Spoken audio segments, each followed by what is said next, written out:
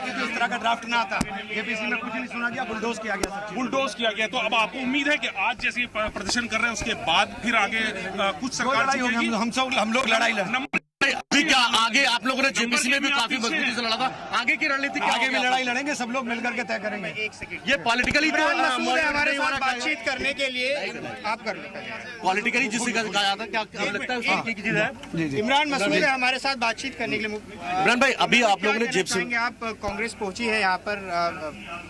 देखिए, मैं राहुल गांधी के सिपाही के तौर पर यहाँ पर आया हूँ पूरी तरह से मजबूती से, और राहुल जी ने हमें निर्देश दिया था कि जेपीसी के अंदर भी हम लोग विरोध करेंगे, सड़क पर भी विरोध करेंगे और संसद में भी विरोध करेंगे। और इसकी हम जब तक इम्पोर्टेंट क्वेश्चन, जगदम्बिका पाल ने कहा पाल साहब क्या बोलते हैं, देखिए पाल साहब क्या बोलते हैं, उन्हें बोलने दीजिए। पाल साहब तो एक गुड़िया की तरह वो काम करा है उन्होंने। पाल साहब ने और कुछ नहीं किया, सब चीजों को बुलडोज कर दिया। पाल साहब ने कुछ नहीं सुना है।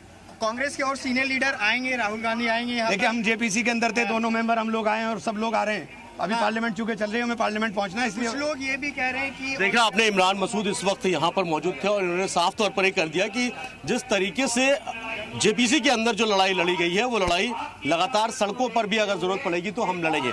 यानी तरन्नुम साफ तौर पर ये कह सकते हैं कि वक्फ बिल को लेकर जिस तरीके से एहतजाज होना चाहिए था, पूरी तरीके से सड़कों पर भी देखने को मिल सकता है। जी।